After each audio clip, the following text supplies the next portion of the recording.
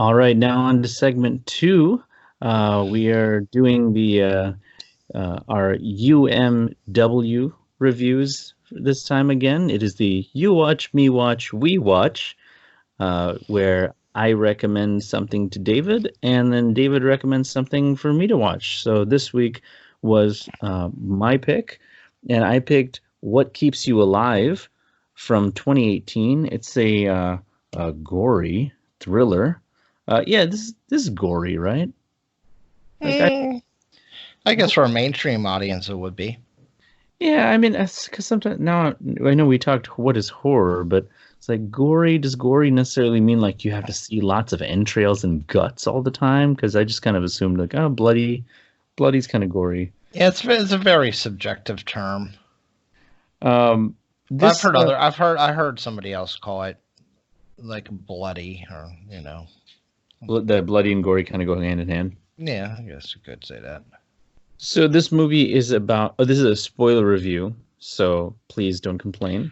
Yeah, I don't think we could really talk about this film much without spoiling it. So if you haven't seen it, go watch it, then come back and revisit this. Yeah. This movie is about a lesbian couple celebrating their first anniversary in a secluded cabin in the woods that belongs to Jackie's family. So Jackie is a little kooky, and Jules is the quieter of the two, and she's just what's the word? Like she's just very loving and not doting, but she's the quieter too. She's a fit, more athletic. She's going through the jogging through the woods and stuff at one point. So she's uh, they seem to be a very well balanced couple, but when they go to the woods at this cabin, which belongs to Jackie's family, things start to unravel, and this mystery that Jules did not know even existed about Jackie, start to come to light, and Jackie starts to uh, behave very strangely. And this isn't a possession movie or anything. It's what would this be, a psychopath movie? But Yeah, that's they yeah. call it a thriller, but I can definitely see this fitting in the horror genre. It's not supernatural or anything, but it's a killer movie. Yeah, and so Jules essentially is gets to the point where she's fighting for her life against the woman that she loves.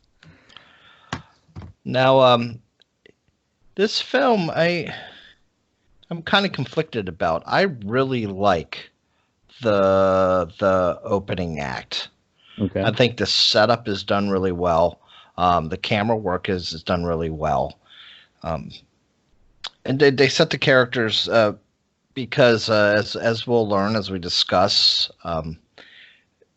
the Jackie's character is a psychopath, and there's little hints given in the first part of the film. She's singing a very strange song, serenading Jules and talking about demons. And she tells a whole story about she comes from a family of hunters and how she shot a bear and her gun jammed, so she had to sit there and watch it die for over 30 minutes. So you get this feeling, and there's a couple other things. You get this feeling that there's something a little off about Jackie, but they don't show their full hand until the first big twist, and I think that was crafted really nicely. Mm. Directed by Colin Minahan. I don't really know much of his work, but he's done some other horror films. But I think that first act is very strong. So Jackie and Jules, they hike the terrain and end up at this cliff. Out of the blue, Jackie pushes Jules off this cliff. Like it just happens, like just right out of the blue, and it's kind of shocking. It does definitely catch you by surprise because, like I said, they show that there's something a little bit off about Jackie, but they don't show her pushing motherfuckers off the cliff off.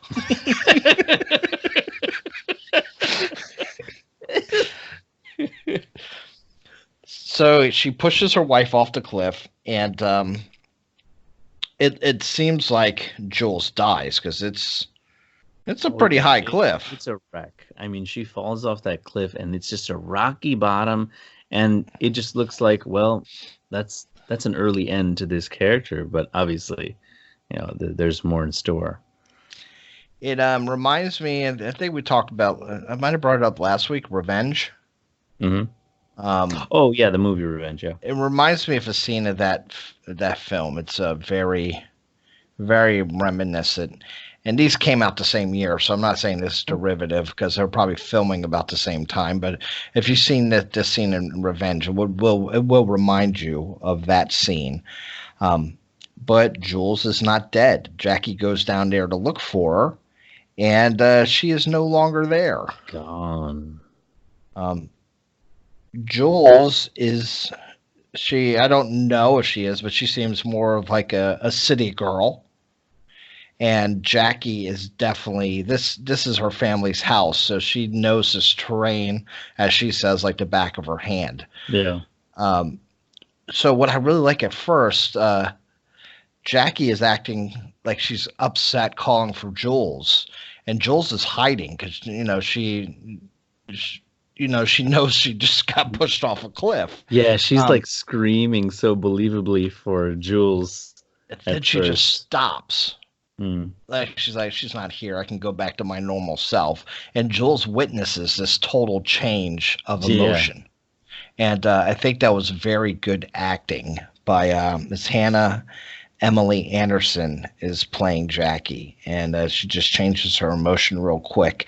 And then she goes back into looking mode, and she starts working herself up again. And we see her do this at least one other time in the film, um, when she's practicing like her Oh, 911 at the call. end, yeah. And well, I think she practiced it, and then she actually makes the 911 call. So we see this theme a couple times with her character, that she's very good at acting out her emotions. Hmm. Um, so yeah, it just turns into a hunt in the woods for a while. Yeah, and Jules has to sort of figure out how to make it. Yeah, and it's like, why don't you just leave, Jules? Like, why can't you just leave? It's not like Oh, they we'll they get it. didn't. We'll get into that. Yeah, We'll definitely. because it's not like this is an island by any means. Like, yeah, you could escape by some means, but she is a bit tattered and torn and broken in places that, I mean, she doesn't even know because she just fell off a fucking cliff, but and somehow survived not breaking her neck. But she looks like an absolute mess, and she eventually makes it back to the cabin where she finds out what's all missing, like her cell phone's missing, and she's just scrambling around. And what does she end up? I don't want to get things out of order. Um, Well, is she this? gets Yeah. well earlier in the film. We're introduced to another character because if I am Oh, correct, there's Sarah. only four characters in this film. There's only four actors. That's all I remember. Yeah. So they're in a lake house. So early in her film, Jules, while Jackie is out, she says she had to run some errands. Um, they have a boat. So she boats across the water, which is a large lake. So she's wiped out by the time she gets there, to go to Sarah's house and her husband, Daniel. Yeah. And she learns a little of this backstory about Jackie that she never heard. That there was Jackie and Jenny. a friend of theirs died around Jackie, and it was a suspicious accident, but Jackie was never found at fault. Mm. So when Jules goes back to the house, she's looking around. She goes to the boat, and she decides to try to go back to Sarah's house.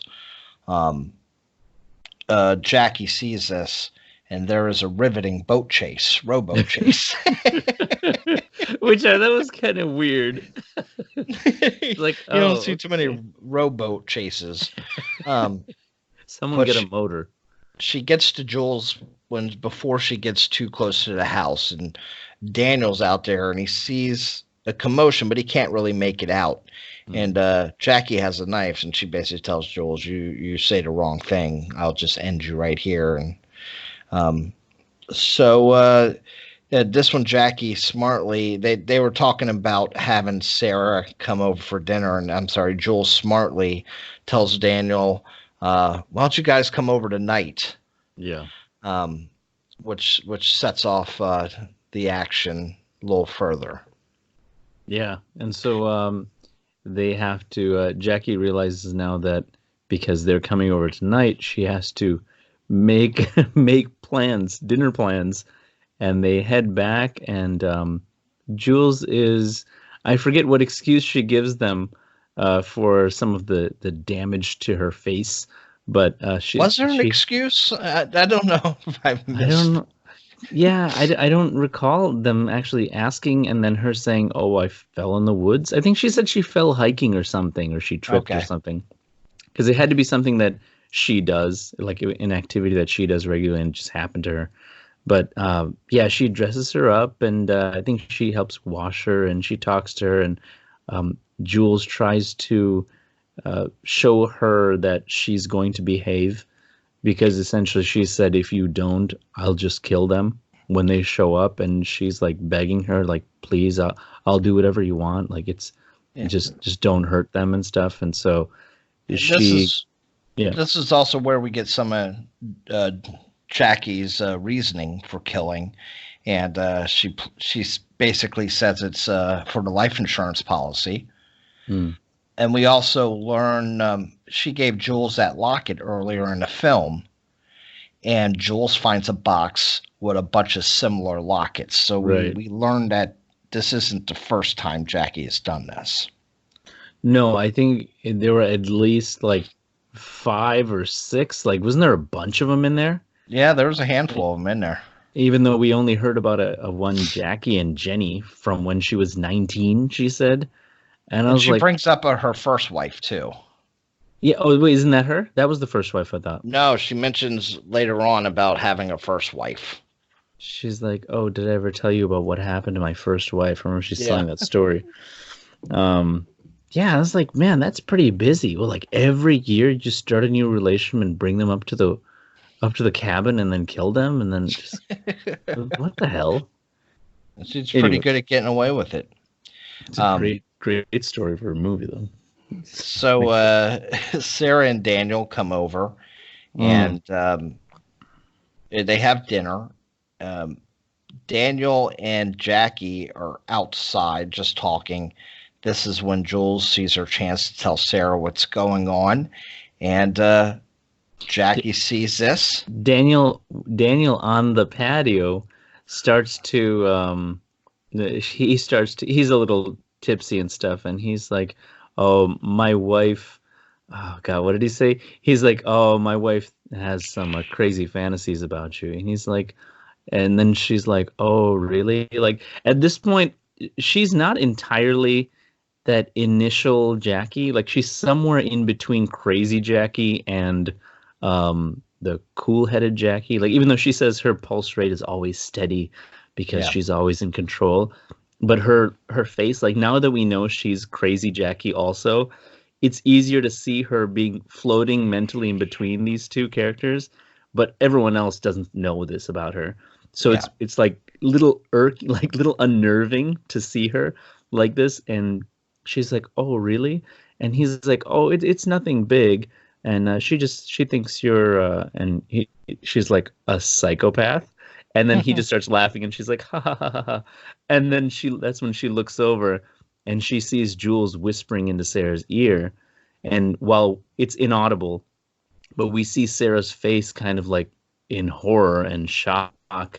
And then eventually she looks at the window and sees Daniel out there and Jackie is leaving the patio and Daniel is now looking at them and she's yelling, "Daniel, get away from her," or something. She's yelling at Daniel and Yeah. Jackie goes right back to Daniel and like whoosh, slits his throat and comes in after Sarah, which is probably the best, maybe the second best bloody scene in the movie when she goes after Sarah. It's like, Yeah. oh, that scene was just it was bloody horrific. I don't know how to say.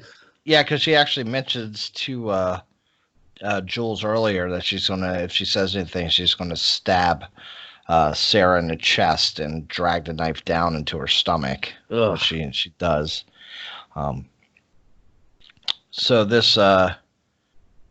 we move forward, and Jackie actually gets a chance, or Jules gets a chance the next morning to get away. Mm. For some reason, she comes back. and I'm just going to fast forward. She comes back. Jules ends up incapacitating her, dragging her back to the same cliff and tossing her off. Yep. Jules goes, and Jules is shown, it's never said, but she's taking injections in her stomach, so we can assume that she's diabetic. Wait, you're saying when Jules gets... Oh, and Jackie, I'm sorry, Jackie's diabetic. We see her doing an injection earlier, and Jackie goes back and she takes another one of her injections, and then she notices the computer's open.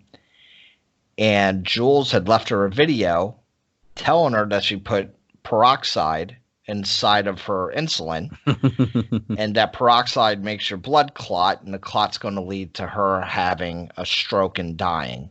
Right. So we see Jackie wander out into the woods. She starts having flashbacks of when she shot the bear, and she dies. Then we cut to seeing what we think is Jules' dead body, and the last thing we hear is her gasp for breath. This cliff is the most useless death cliff ever. Like, how many times can... Now, I'm going to get into... I have some issues with some logic here. My first thing is Jackie breaks the fourth wall twice in this film. Really? I didn't notice. Yeah, she looks directly at the camera twice. And I even rewound it to look back. I have no idea why they do this. You sure it was intentional and just not an actor mistake? It seemed it was close-ups of her face, and she looks at the camera. One of them is when she's initially looking for Jackie, and I forget what the other one happens, but there's two instances where she looks directly at the camera. Huh. So I don't know if that was an actor mistake. I can't find any logical reason or artistic reason that they had her break the fourth wall. It didn't make sense to me. But she didn't talk or anything, right? No, it was just a look into the camera. It almost reminded me, like, is he trying to tip his hat to Funny Games? Oh. That's what the first thing it made me think of, but there is no logical explanation to why they do it. It could be an actor mistake, but it would baffle me that they would leave that in through editing. When you have mistakes like that, it has to go through a lot of hands before it makes it into the film. Canadians. I mean, yeah. What are you going to do? Another issue I had is the injuries are just so unbelievable. Okay, she falls off the cliff. Yeah. Okay. And she gouges her stomach open. Oh my gosh. And her leg looks broken from the initial view. Her you leg mean looks the like first it's fine. Time. Yeah. Yeah. And then she even talks about she broke her ankle. Yeah. But then she's walking around now. I've broken my ankle twice. Oof. And the first day, you can get around a little bit before the swelling really sets in, depending on how bad the break is. The next day, you're incapacitated. You can't put weight on a broken ankle. You're going to fall over. Yeah. Jackie's running around. I mean, I'm sorry, Jules is running around. Jules, yeah. I'm like, what the... It's almost like the injury's not even there. She's barely limping. I mean, she jogs regularly, though, David. I broke my ankle twice while playing football, so in the best shape of my life, bench pressing almost 300 pounds and running 2 miles every day. I was like a baby with a broken ankle. Yeah. And I have a pretty huge tolerance for pain if I can toot my own horn. But yeah, that was so unbelievable. There's also like a few fake endings in this movie. Like it seems like the movie's going to end. the reasoning for Jules to go back is one of the dumbest decisions I've ever seen in a horror film. I mean, did she go back just to set up the peroxide kill? Was that the only reason? I'm thinking she did the peroxide kill the first time she was in the house. Maybe, because she had to have time to do the recording, and she was wearing. I think that was when she was wearing that one T-shirt, that Florida T-shirt. I remember she was wearing, and then later on she wasn't wearing that. Yeah, so that was done while she was in the house the first time. I don't know. I don't know the reasoning of her going back. And it's a couple times this film could have ended, and it would have been a stronger ending. Her surviving that last fall. Okay, she fell. She stitches herself back up. Her miraculously heals her broken ankle, and then and even getting to that second drop. Wait, the second drop? She only fell from the cliff twice. Yeah, that's what I'm saying. She's getting to that second drop. The second drop is when the movie ends. Yeah, the one thing that really, she gasped for air. The last thing you hear in the film is her gasping for air. Yeah, somehow she's still alive. She survived. So, I mean, in what condition? Thematically, they actually show how hard it is to get to this cliff. If you remember the first time them walking up there, she even has to help Jackie. Jules has to help Jackie get across some of the rocky terrain. Yeah. So now we're supposed to believe that Jackie can drag Jules up to a cliff and to toss her off. I mean, she was. Oh, so that was what I was saying. The second best kill was with Sarah. This was like, it was like, terrible, because she actually finally wakes up just before Jackie pushes her, and she's like, wait, no, and then she's like, oh man, she pushes her off that cliff again.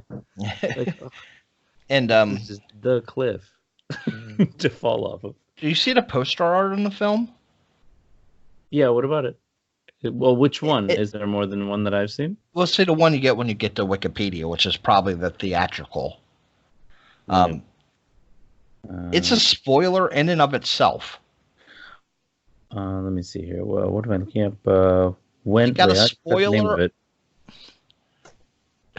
What keeps you alive? What keeps you alive? Yeah. Go ahead. The poster in and of itself is a slight spoiler. Let's see. In Wiki. I mean, well, she's just bleeding. What do you mean? Okay.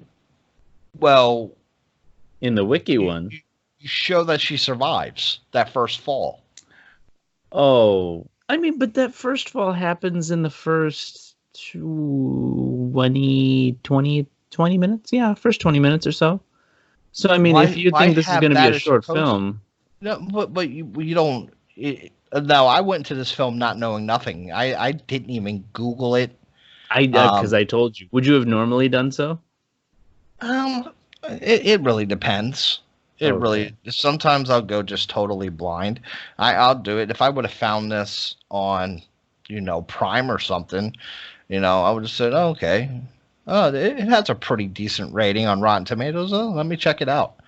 I will say there is a poster out there that's not the Wiki one anyway. There is one where it's the Wiki, but then also the same picture of her bloody, but then also Jackie in the background with a gun. Oh, God. So I'm like, well, that's a giveaway, because you won't know that she's really, like, there's something going on. But she's the villain for at least 80% of the movie. Yeah. So I don't know if it's a huge giveaway, but I get what you're saying. It's a slight spoiler. Yeah. Oh, absolutely. Why would you want to even give away that she survived that fall? I mean, if you're going in blind, it could have turned into a haunting movie. We don't know. Yeah. Oh, yeah. That's what I was saying. I started off saying it's not a possession movie. Like, she's just a lunatic. I had issue with the dinner scene, just the logic of it. Why would you wait to the worst possible time to tell somebody? If you're all having dinner, slam the table into her or something, and then scream, and then you have 3 people to attack this one woman with a man. That's true. How much of a man was Daniel? I don't know. He was just ready to get sloshed with all the wine, and he's just like, I don't know what That guy was useless. You could tell from the beginning that guy was useless. And I was And like, Sarah, they're just out there, they're just lushes, all of them. I don't know how good they would have been in a fight anyway. in the final fight between Jules and Jackie, this is when Jackie has come back, made the terrible decision to come back. Jackie is looking like an addict, and that's where she thinks that, or Jules is looking at an addict, and that's where she thinks Jackie's went to. And Jackie shows up behind her, and then a fight ensues that they don't show. They pan the camera around a lower level, and you just hear them fighting. Oh, I just thought yeah. that was such a strange decision to have the final fight for, Jackie is Jules is fighting for her life, and we just hear it. I mean, I think that's what makes the final reveal when she's about to push her off again so much more like you're just like, oh, what's happening? What's happening? And then it just pops open and she's like, wait, no. And then she gets pushed off. It's like, oh God. That was just like, oh, it's just my stomach was twisting when I saw that. I was like, not the fucking cliff again. I was like, she had to do the cliff because that was the whole setup, that's the whole plan she had. So she had to take her back there. Now things I like the cinematography. A lot of it reminds me of John Carpenter's cinematography in Halloween. A lot of the POV shots zooming in and out and around the house. I think that's probably a little nod to that. I like the way that they did that. I also, like I said, I really enjoyed the acting. The acting was very really good, right? I really like. That's why I thought you'd like this movie. I was really surprised. I forget where I randomly caught this somewhere, either on Prime or it was just came on TV, and I think I recorded on TV the first time I saw it, and I was like, whoa, like this is it just caught me off guard how good this was. And then I've been waiting to like tell you about it, to do something like this. So yeah, I was really surprised by the acting. I would have liked that they would have not brought up the whole money issue for the reason to killing. Oh, yeah. I think if they left that a little more subtle, it would have been scarier. It kind of cheapened her reasons. Like, oh, she's not just crazy. She actually does it for monetary gain. Yeah, and I think it would be, if you're trying to make something tense and thrilling, to have her. And now I do really like the discussion where she asked her, what did your family do to you? And she uses the line, it's nature, it's not nurture. I really like how she did that, but I think they cheapened those lines by her having a financial motive. I think the financial motive should have never been added. Like, can she live off this kind of lifestyle? Like, come on. She's done this how many times? Like, how many times can you collect on insurance? Well, it makes it less logical. Saying this financial thing makes it less logical. Yeah, because then, like, okay, what did it not work out for you? The other $1 million schemes for the past 17 girlfriends or fiancés? Like, I didn't understand that. That was a bit like, okay, that was not necessary. Like, just make it something like, ever since that bear hunting trip, like you just can't get enough of the kills and whatever, something like that. Well, just in real life, I might be able to get away with killing one wife and making it look like an accident. The second one, there's going to be lots of questions for me to answer. But not if you have an insurance policy, David. You can go through like 16 wives and they won't even ask you a single thing. So I was conflicted on this film. I think, unfortunately, Jules was a very likable character. Yeah. But they just made her make some really dumb decisions. I mean, she wasn't the sharpest knife in the drawer. I think there was even a point when Jackie pointed that out, that Jules was stupid. And then that's what made her want to do that kind of revenge thing in the end with the peroxide, to show her that she could outsmart her. Because Jackie was always like, oh, I'm always one step ahead of you, sort of thing, the whole movie. And the one thing that I question, and I don't know if this is right or not, because I sometimes I get overly analytical and I think about things of this nature. Was there a reason to make it a lesbian couple. Oh, Especially knowing that a man directed it. Not I mean, saying yeah. Was there a certain reason he did that? Because I read later on that it was originally intended to be a straight couple. Oh, really? Yeah, and like I think there should definitely be as much representation as we have in the real world. But it just always makes me question people's motives. Is this done to try to look like you're extra accepting, or what's the motivations behind it?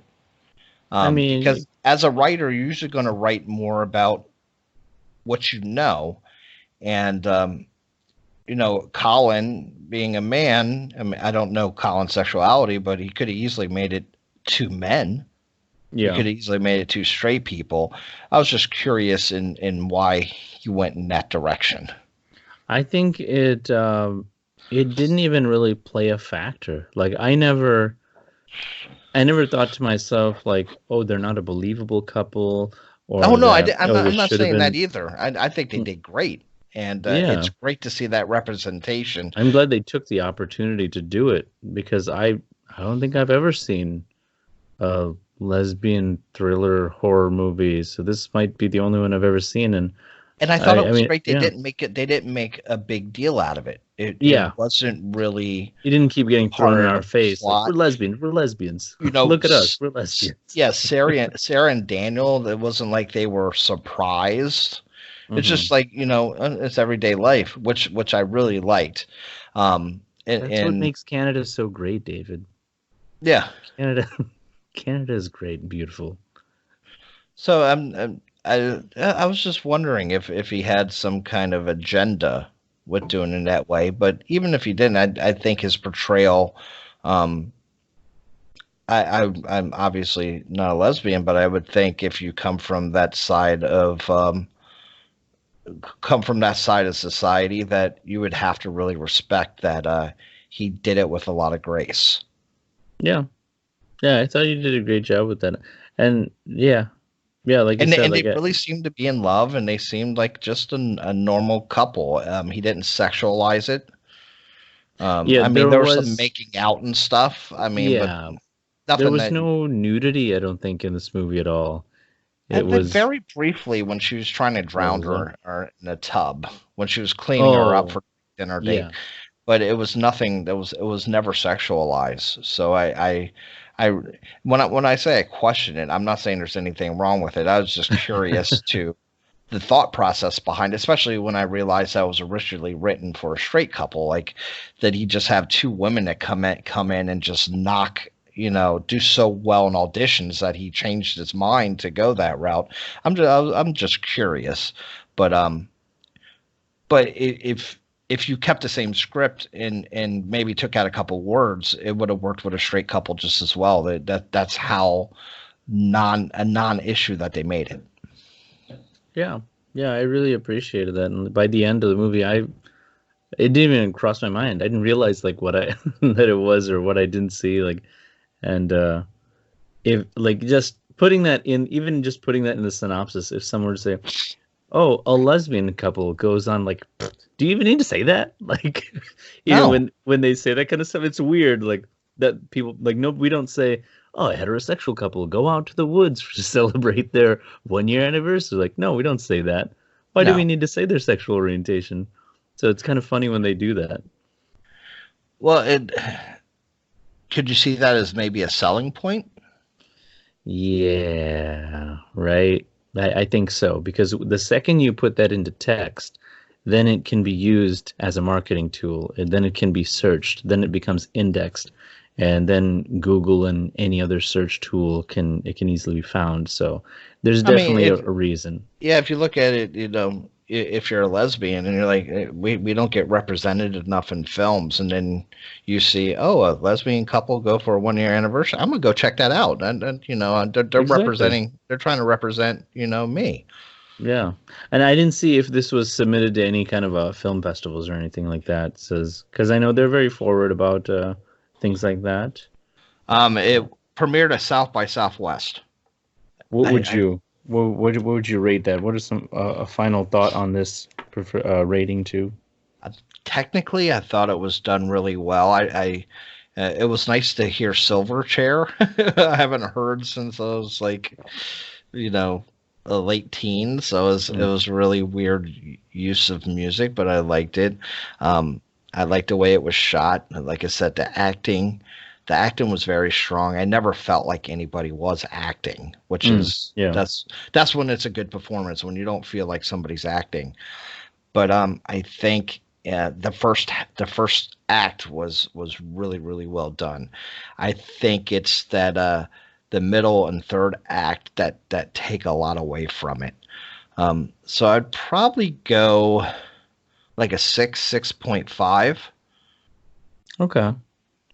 Yeah, I was gonna give it a close to a 7. I mean, I'm okay giving it a 7. I remember my first watch, I was pretty surprised by it because I haven't seen a good movie in a long time, and I was looking for something newer, and it surprised me. Like I said, the acting was really well done, and what I usually require to enjoy a horror thriller, like I want to see the gore, I want to see like the bloody kind of attacks and stuff, but this one didn't really show a lot of that, and yet it was still like, oh, like she was really, like when she was stabbing Sarah, like she just like, it was like orgasmic for her the way she was doing it, and I was like, Yeah. oh wow, like she was really into it, and I really felt that like intensity from her. Like Jackie was crazy awesome in this, and Jules was just a great victim role. And they did it real well. And then but like you said, the second act and third act was definitely the weaker parts of the story. But yeah, just some scenes like the second time off the cliff, I was like, oh no, like it just really killed me. And it wasn't necessary for her to survive, but I wish like as she was dying, it was just a cut scene to her dead at the bottom of the cliff. Like, I don't know. She didn't even need to be alive. Yeah, during the third act, I really liked the twist of her poisoning her without her knowing. That was a cool idea. It was satisfying. satisfying. But it's almost like if Jackie would have just got away in a cut, I think I might have given it a little higher rating. Oh yeah. Yeah, just because her coming back, I just think hurts the film so much. Even if they've been made like her shoot Jackie and she thinks Jackie's dead and then Jackie gets away, so they don't have to explain away like how Jules, how Jules is superhuman and she heals like she's Wolverine. Yeah, I don't like that. That's a crazy fall, and I was just like, she's alive, but like I said, alive in what condition? Like what can she do now? Like how many other ankles of hers are broken? How is she gonna get herself? Well, she's probably gonna survive because she called 911 just before she died, right? So help is on the way for her this time. Well, and then that last gasp for air, I think takes away from the film. I think Jackie. I think make everyone happy. I think Jules dying, but also dying with killing Jackie. That would have been just as satisfying as her taking that other fall and still surviving. So, are you a believer in the? So there's the trope where if the good. Who is it? If the hero has to kill the villain intentionally, then the hero must also die? Or do you believe that if the hero kills the villain, that they should also be given a chance to survive? I think it just really depends on the script. Okay. I just feel in this particular case of all the physical trauma that Jules went through, she shouldn't have been able to survive. I think if you dip too much into the realism, it becomes hard to push away because you're just like, oh, come on. Like, you were already so broken and battered from just like your first fall 24 hours ago. I don't know how much bandaging could have saved her from the first one, but she did survive. And then again with that fall, like, oh, it still gets me because I don't. Oh, ugh. makes you sick just thinking of that scene when she's like, no, no, no. And she wakes up just before it. And I was like, oh. Or maybe have a little prologue and we find out that Jules also had a life insurance policy on Jackie. Oh. And that was her plan for the second anniversary. Because even if she survived, she's going to get some charges. Even if you can't. If Jules survived, if you kill somebody in act when they're killing you, that's one thing. But if you set up a trap for them to poison themselves, you're still going to get in trouble. Yeah, because now there's video evidence too on the laptop, right? Like, hey, I poisoned you. Like, there's they're not gonna, when the autopsy gets done, they're gonna find out that, oh, she injected herself with hydrogen peroxide. That's weird. Where's her vials? And track it back, fingerprints. So it might be hard to find a jury that's going to convict her, but she's still going to go. She's going to be dealing with some criminal charges. I mean, I think she'll be in the hospital for quite a bit of time. If she can walk again. Maybe we'll see a part 2. Oh, God, I hope not. I'm more happy with it being done. But yeah, it was... And like I said, I like this. I like the technical aspects of this film. It was very strong. It's just the script. Some parts of the script were weak. Yeah, I agree. But overall, was it a good pick? Did I do good? You enjoyed it? Well, I say if I do like a 6.5, that's better than average film. So I sat through it. I enjoyed a good portion of it. Because with this segment, I'm caught between just forcing you to watch something that I like, and also the other end of the spectrum is finding something that I think you will think was done well. So if I don't hit if my goal doesn't hit on either of those, then I feel I failed. So that's my. When I watch so many films, if you found one that's like an 8 that I never even heard of, I would have deep respect because. I'd be mad at myself for like, how the hell did I not watch this movie?